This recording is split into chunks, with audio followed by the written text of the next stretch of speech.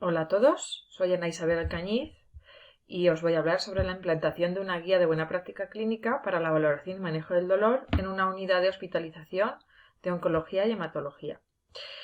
Yo soy enfermera en la unidad de hospitalización de oncología y hematología en el complejo hospitalario universitario de Albacete y además soy líder de la implantación de esta guía en mi unidad. Vamos a comenzar con la presentación. Pues primero habrá que definir qué es el dolor. Y según la Asociación Internacional para el Estudio y Tratamiento del Dolor, dice que es una experiencia sensorial y emocional desagradable asociada o no a daño tisular real o potencial. Se sabe que es una experiencia subjetiva y multidimensional, que además del componente físico se suman los componentes neurofuncionales. En el caso del dolor oncológico, es el síntoma principal en la mitad de los pacientes oncológicos y en el 5% de las enfermedades hematológicas malignas. Más de la mitad de los pacientes tiene dolor durante el tratamiento antineoplásico.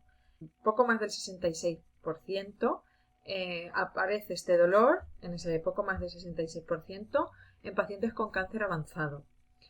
Lo presentan el 90% de pacientes en fase terminal y en el 40% de los supervivientes al cáncer. No solo eso, que además el 80% de los pacientes está insatisfecho con su tratamiento para el dolor y el 25% muere sin tratamiento adecuado. Y es que el dolor oncológico no solo es el dolor que produce la enfermedad o que esté derivado de la enfermedad, también está asociado a la enfermedad oncológica, asociado al tratamiento e incluso independiente del cáncer, porque algunos pacientes ya llegan con algunos dolores crónicos como son los osteoarticulares, las neuropatías diabéticas, que eso se le suma al dolor oncológico que ya presenta, ¿vale? O que ya se considera dolor oncológico porque ya tiene una enfermedad neoplásica.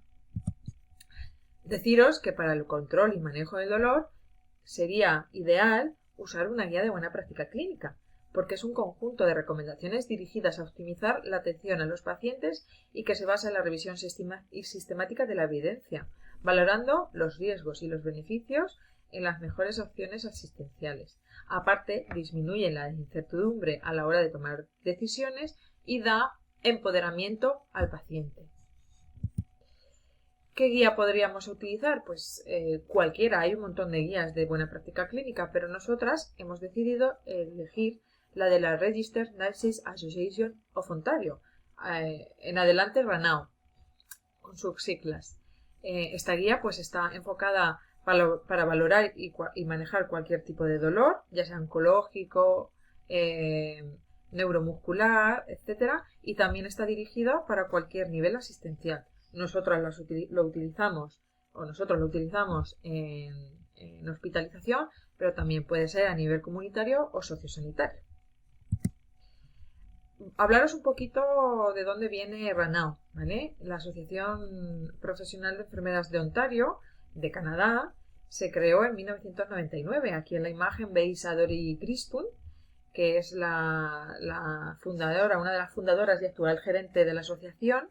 Y bueno, estas enfermeras lo que hicieron es que en su país empezaron a elaborar guías de buena práctica clínica lideradas por enfermeras, intentando buscar la mejor evidencia disponible, ¿vale? Y cada X tiempo iban actualizando esa evidencia en sus guías. Como vieron que funcionaba muy bien, decidieron crear el programa Best Practice Spotlight Organization, a partir de ahora BPSO, ¿vale? Con sus siglas, que al español se ha traducido como Centros Comprometidos con la Excelencia en Cuidados. Bueno, pues decidieron crear este programa donde en 2003 empezaron a hacer convocatorias a nivel internacional para aquellos países que quisieran implantar y evaluar las guías en su país y además reportar esta información.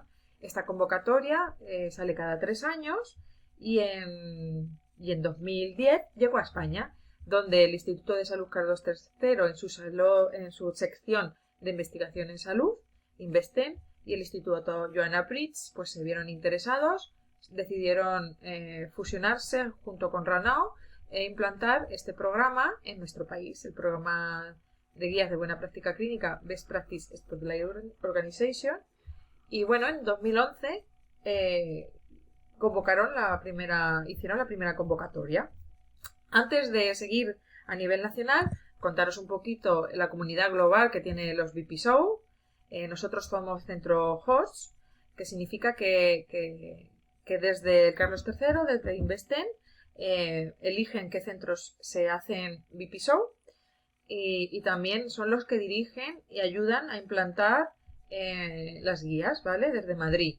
Pero desde Madrid también reportan a Canadá toda la información que necesiten para que estas guías se implanten de la forma mejor posible a nuestro nivel, ¿vale? A nuestro nivel nacional. Y esta es la red de centros comprometidos con la excelencia en cuidados, la última red que hay del 2018. Para este año se convocan nuevos centros a nivel nacional y como novedad, que ya lleva desde el 2018 y este año hay otros 2 hosts regionales más, pues es eso, los hosts regionales, que hacen lo mismo que nuestro host nacional. Hay un centro piloto, un centro base en esa comunidad autónoma y está dirigiendo y hace convocatorias para esa comunidad autónoma, para otros centros que quieran unirse a esta iniciativa. Esa comunidad autónoma dirige a esos centros y luego reporta a Madrid, y Madrid ya a Canadá, ¿vale? Tenemos los de Asturias, País Vasco e Islas Baleares como centros regionales host, y los próximos, que saldrán, si no han salido ya publicados, son Canarias y Andalucía. Y la guía de valoración y manejo del dolor la implantan estos centros, pero solo el Hospital Clínico San Carlos y el Complejo Hospitalario Universitario de Albacete lo implanta en pacientes oncológicos y hematológicos. Vamos a contaros un poquito cómo llegamos el Complejo Hospitalario Universitario de Albacete a ser centro comprometido con la excelencia en cuidados y cómo hemos llegado a implantar esta guía en nuestra unidad. Empezamos que se convoca en 2011 a nivel nacional qué centros querían unirse. Y el complejo hospitalario fue el primer centro seleccionado uno de los primeros centros seleccionados en la primera corte. En el 2012 empezamos ya a implantar guías. En el 2015 llegó la guía de valoración y manejo del dolor a nuestro hospital, que se inició su implantación en pediatría y en unidades quirúrgicas. Y en el 2016 pues se ponen en contacto con nosotras para si queríamos unirnos a esta iniciativa, y viendo que estaba teniendo muy buenos resultados, pues aceptamos.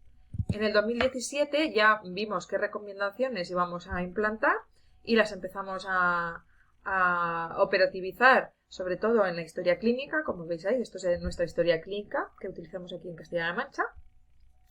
Y en el 2018 ya vio la luz nuestro protocolo, que era la operativización de esas recomendaciones seleccionadas en nuestro entorno, en la unidad de oncología y hematología. Para ello os voy a contar un poquito qué recomendaciones seleccionamos y cómo las pusimos en práctica. Seleccionamos la recomendación 1.1, 1.2, 1.3, 1.4, 1.5, que son las recomendaciones de valoración. Por lo tanto, nosotros valoramos al paciente con escala, porque antes no lo hacíamos. También hacemos una valoración integral de este dolor. Aparte también valoramos el dolor a aquellos pacientes que no se puedan comunicar. También vemos qué creencias y qué conocimientos y qué nivel de comprensión tienen sobre el dolor y qué características tiene el dolor del paciente. ¿Qué escalas utilizamos? La escala verbal numérica, la escala visual analógica, y para aquellos pacientes que están un poco somnolientos, sedados, con alguna discapacidad psíquica o deterioro cognitivo, utilizamos la escala de expresión facial Wong-Baker, que sabemos que es una escala exclusivamente pediátrica, pero que para nuestro medio era la más fácil la más fácil de comprender para algunos pacientes con limitación, la más fácil visualmente para los pacientes aquellos que están somnolientos o sedados, y también con ayuda de los familiares nos echaban una mano para ver si estaba ese paciente más nervioso, más alterado, para ver más o menos ese nivel de dolor, ¿vale? ¿Cuándo valoramos el dolor? Pues al ingreso, cada 8 horas, cada vez que haya dolor, antes, durante y después de procedimientos dolorosos, y reevaluamos este dolor a la media hora tras la analgesia administrada.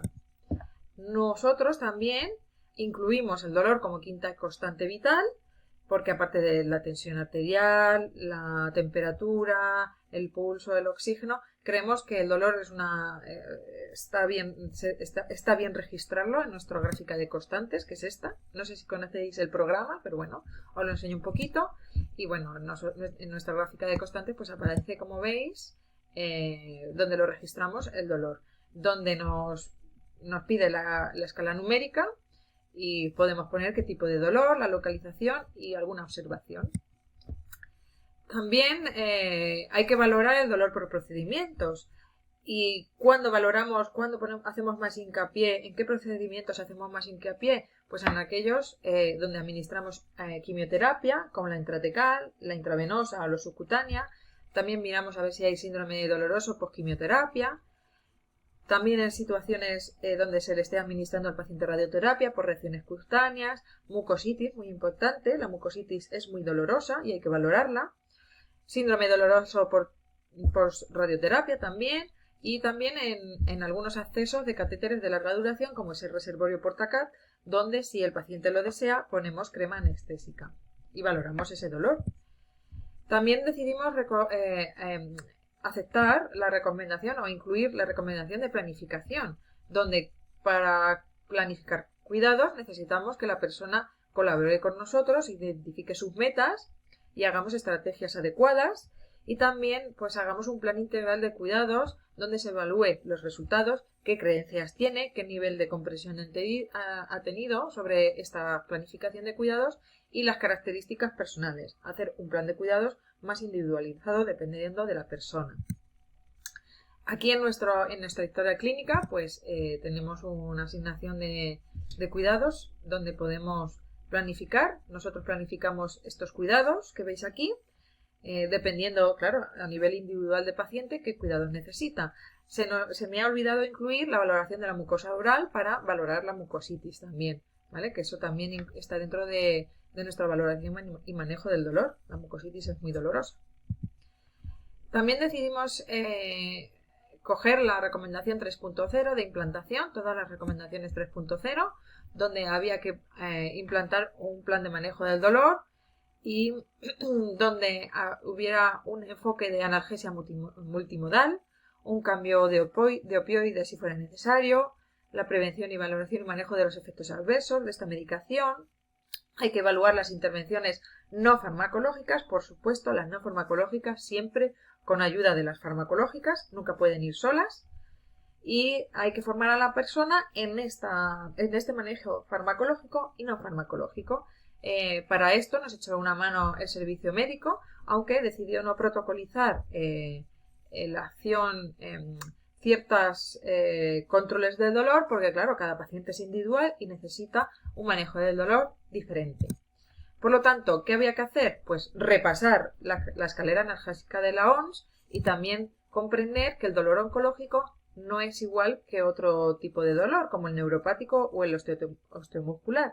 Teníamos que ser conscientes que en el dolor oncológico se puede saltar el segundo escalón de la escala analgésica, que incluso si hay picos agudos de dolor en el dolor oncológico se puede utilizar el llamado ascensor analgésico, que es pasar a hacer rescates con medicación bastante fuerte para bajar ese dolor.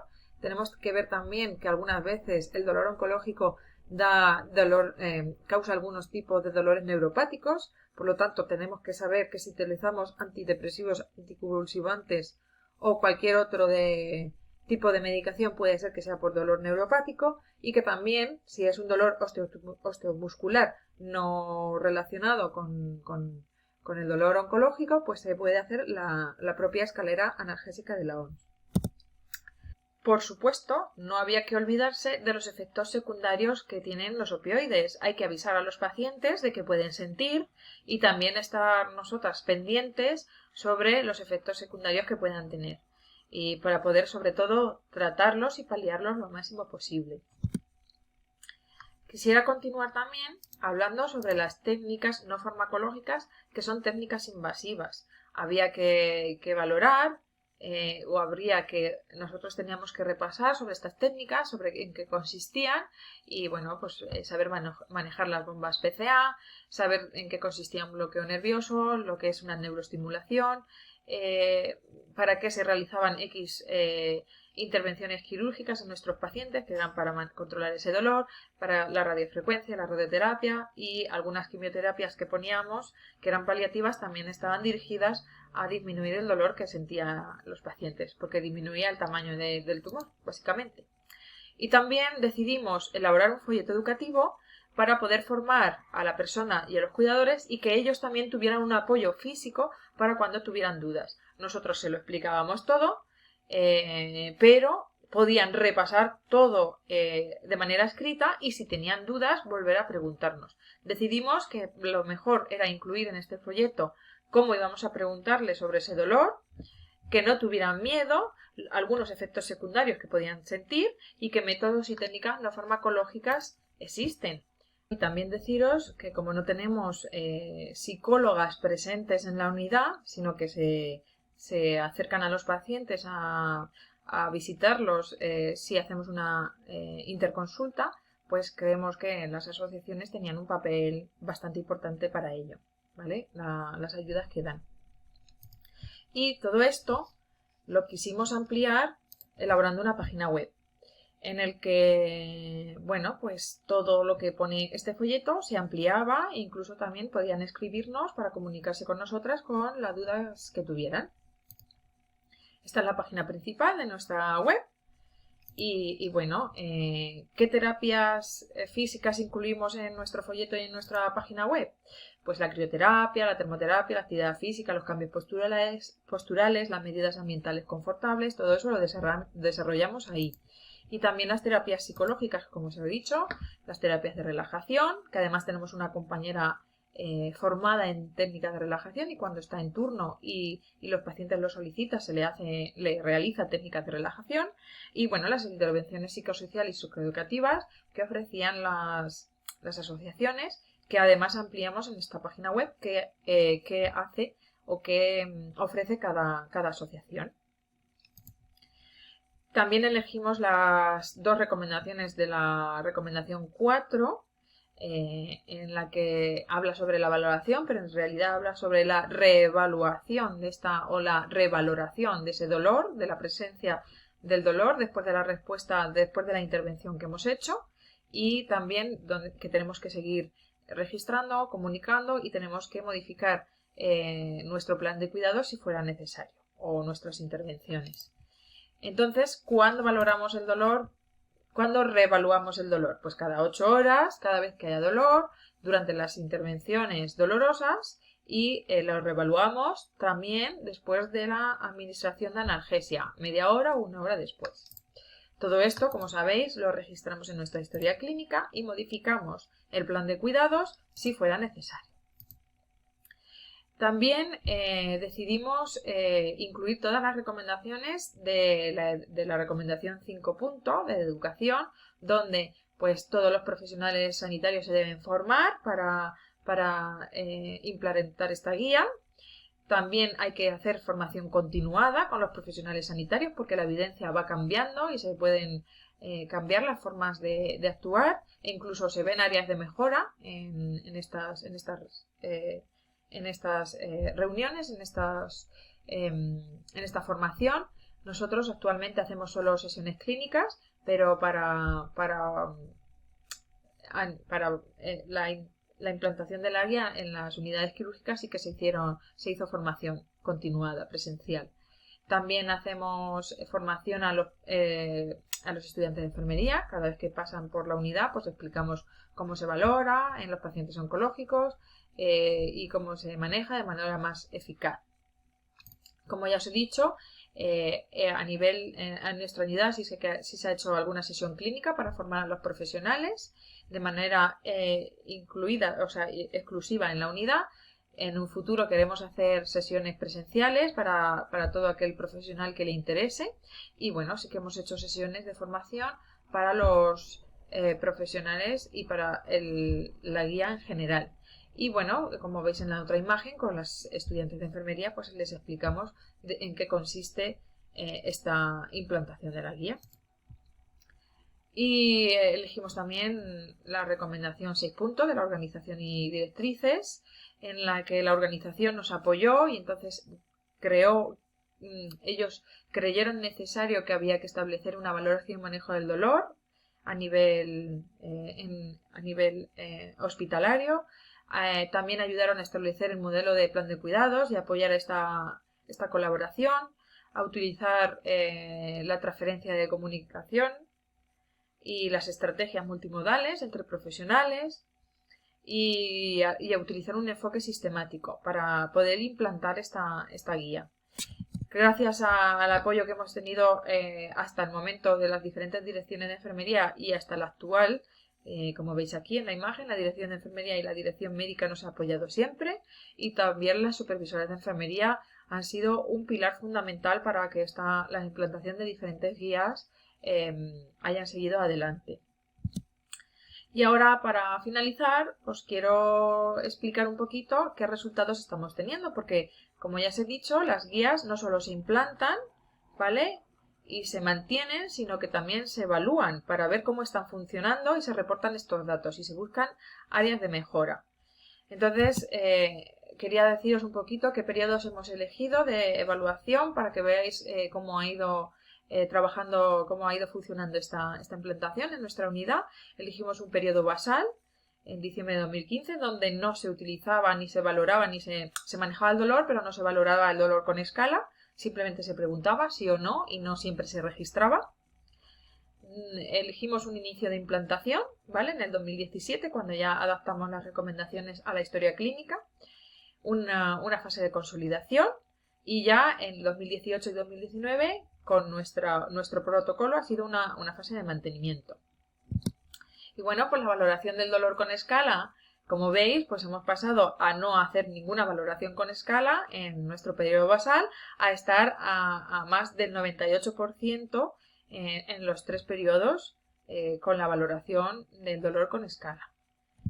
También como novedad, también fue la planificación de cuidados para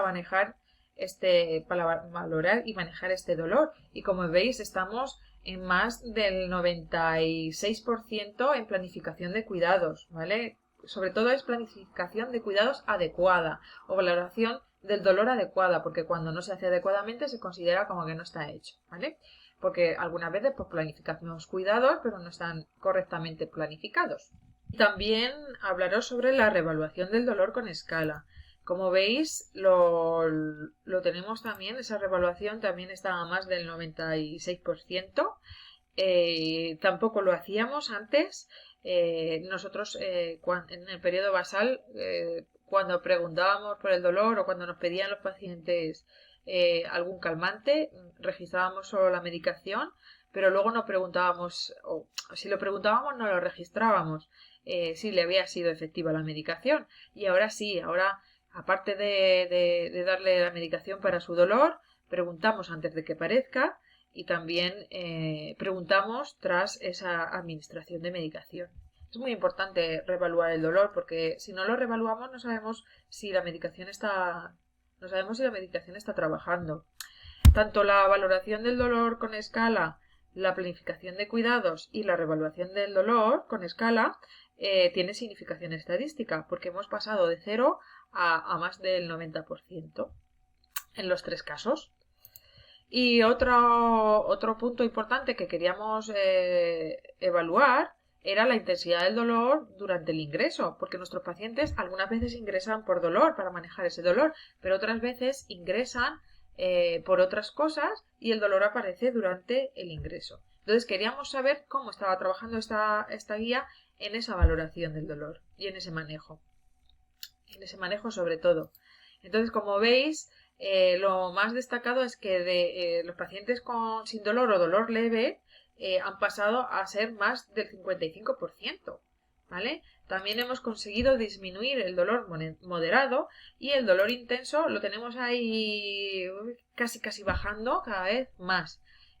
Claro, todos los pacientes que tenían antes dolor intenso están pasando a ser dolor moderado o dolor leve o sin dolor, que eso es muy importante. Esto no tiene significación estadística, pero sí que nos ayuda a valorar, a ver cómo estamos trabajando o cómo estamos implantando nuestra guía y detectar áreas de mejora. Y bueno, estos resultados son bastante buenos. Y bueno, ya he terminado. Muchas gracias por escucharme, por estar ahí hasta el final. Tenéis mi email de contacto y estoy dispuesta a responder a todas vuestras dudas, preguntas o cualquier otras cuestiones. Muchas gracias y pasar buen día.